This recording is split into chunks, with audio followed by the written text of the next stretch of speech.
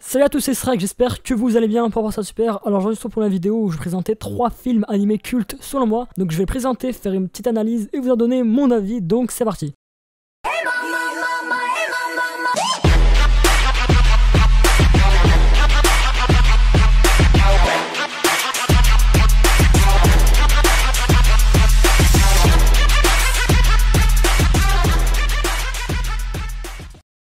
Alors pour le premier film, on va parler du Tombeau des Lucioles réalisé par Isao Takada, si je prononce bien. Ça dira sûrement quelque chose à certains d'entre vous car c'est un classique. L'histoire se déroule en 1945 au Japon lors de la deuxième guerre mondiale. Pour vous situer le contexte, le 3 et le 4 février et le 16 et le 17 mars, les Américains envoient des grosses frappes aériennes sur Kobe, la plus grande ville du Japon, qui feront des milliers de morts, des centaines de milliers de blessés et de sans-abri qui marqueront cette ville à jamais. L'histoire raconte la vie d'un jeune adolescent prénommé Seita qui a vécu cet horrible événement avec sa petite sœur Setsuko et qui va essayer de se débrouiller pour s'occuper d'elle malgré sa jeunesse. Comme vous l'aurez compris, ils ont perdu leurs parents dans les bombardements et vont essayer de se réfugier chez leur tante qui finira par carrément les rejeter. Alors je m'en arrête là parce que j'ai pas vraiment envie de vous spoil et en plus c'est vraiment un film à absolument regarder. Perso, ce film m'a particulièrement marqué parce qu'on voit clairement que le réalisateur a voulu montrer les conséquences de la guerre sur la vie des civils pendant la deuxième guerre mondiale et on finit par relativiser sur le sens de la guerre. Donc j'en ai fini avec ce film et comme je l'ai déjà répété et répété, il est absolument à regarder et je vous assure que vous le regretterez vraiment pas.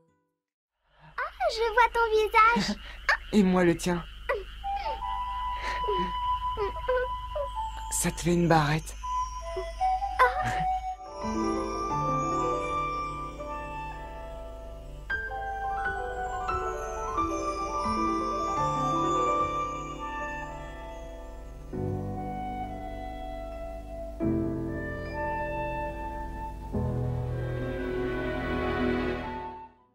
Et pour le deuxième film, il est très connu. C'est bien évidemment Le Voyage de Chihiro. Vous ne vous y attendiez pas, non? Bon, celui-là il va être rapide parce que vous le connaissez sûrement déjà. Le film est réalisé par Hayao Miyazaki et raconte l'histoire de Chihiro Ogini, une petite fille de 10 ans qui déménage à la campagne avec ses parents et qui se perdent sur la route et finissent dans un tunnel qui va les envoyer vers un autre monde plutôt spirituel. Ses parents, sentant une odeur de nourriture, s'empressent vers un restaurant plein de nourriture, mais vide. Donc ils finissent par se servir, donc ses parents, au lieu de se dire « Mais what the fuck? Ce putain de restaurant est complètement vide !» Bah ils servent et ils mangent quoi. Mais la petite Chihiro, elle a capté que c'était pas normal, elle a capté qu'il y avait une couille quelque part, donc elle va leur demander de partir, mais ils seront déjà transformés en cochons en fait. Et là vous me direz « What the fuck, c'est quoi cette histoire ?» Et moi je vous dirais vraiment d'aller regarder ce putain de film parce que c'est vraiment une tuerie. Il est vraiment cool parce qu'on ressent vraiment une ambiance assez particulière. C'est un univers qui est vraiment spécial et unique, inspiré de la culture japonaise, donc je vous le conseille. Ouvre la bouche et avale ça, vite. Il faut que tu manges un produit de ce monde ou tu disparaîtras toi aussi. Non! Ne t'en fais pas. Ça ne te transformera pas en cochon. Mâche et avale.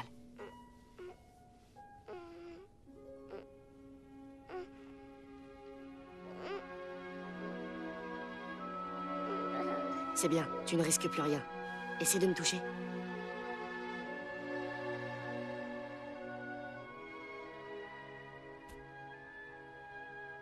Tu es vraiment vrai? Alors, on arrive au troisième et le dernier film de cette vidéo. On va parler d'un film qui est très récent et qui a fait un gros buzz. C'est bien évidemment Your Name. Alors, Your Name, ça parle de quoi? Bon, déjà, c'est réalisé par Makoto Shinkai. Faut le savoir. Ça parle surtout d'une jeune lycéenne qui s'appelle Mitsuha et qui habite dans un petit village d'Itomori au Japon, donc elle vit avec sa grand-mère et sa petite sœur, et elle est partagée entre ses études et son rôle de Miko. Pour info, les Miko sont des femmes qui sont au service d'un sanctuaire shintoïste, le shintoïsme qui est un culte où on vénère le kami. En général, ces kami sont des esprits qui représentent des temps, des éléments de la nature, des animaux ou alors des forces créatrices de l'univers. C'est pour ça que dans des mangas, on retrouve des références à ces kami, par exemple dans Naruto, où on a une référence à Amaterasu, qui représente dans Naruto une flamme ultime. Bref, en parallèle de tout ça, Taki est aussi un lycéen, mais qui habite à Tokyo. Quand il traîne pas avec ses amis au lycée ou au café, il travaille dans un restaurant italien. Comme vous l'aurez compris, ils ne se connaissent pas du tout, mais bizarrement, un jour, ils se réveillent chacun dans le corps de l'autre. Bon, c'est vrai que dit comme ça, c'est bizarre, mais j'ai pas vraiment envie de vous en dire plus, car sinon je vais vous spoil et vous pourrez pas profiter de l'intrigue du film. Pour moi, ce film, c'est un chef-d'œuvre. Puisque déjà la qualité elle est ouf. Ah oui, surtout, si vous avez l'occasion de regarder ce film, regardez-le avec des putains de bonnes enceintes ou un putain de casque, parce que le son est juste excellent. Ensuite, il y a une très bonne intrigue, c'est pas du tout le genre de film où vous pourrez deviner ce qui se passe dans la scène d'après. Tout est mis en place pour que on reste accroché au film. Bref, un film à absolument regarder.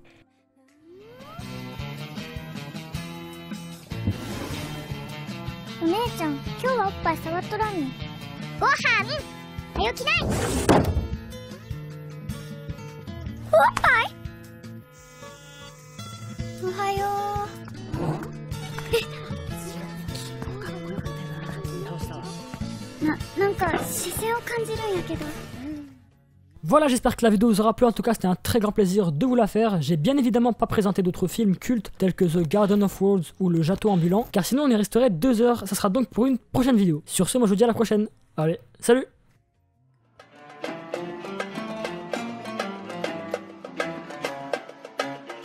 Yeah. Un jour tu vas me rendre fou. Je le tape comme au kung fu. Laisse-moi sentir ton corps juste une minute.